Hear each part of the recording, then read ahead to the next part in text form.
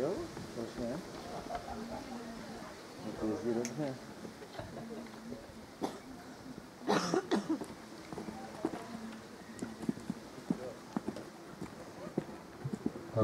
Vagoneta je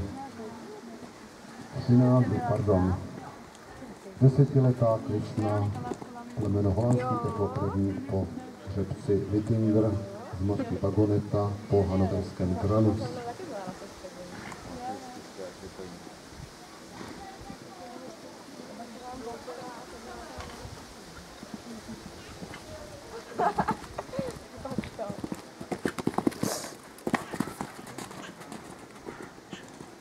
Víte, holky, jsou ty jezdci, které parkourech už ty koně dovedou dovízt tam, kam mají.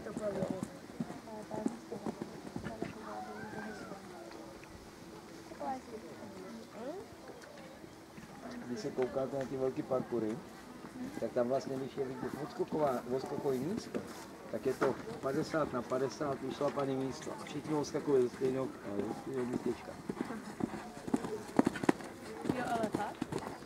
Za mě? Jo, taky. Ale jo, no. No, tam je 50×50, to je tam vydupané. Nikde jinde skopy nejsou. Nikdo neskáče. Státky ani blízko. Škoda. Jak už jedu, tak on. To je následně vyskakování. Žádný vymýšlení časívky, takže do toho vymýšlelo, tomu se vezme.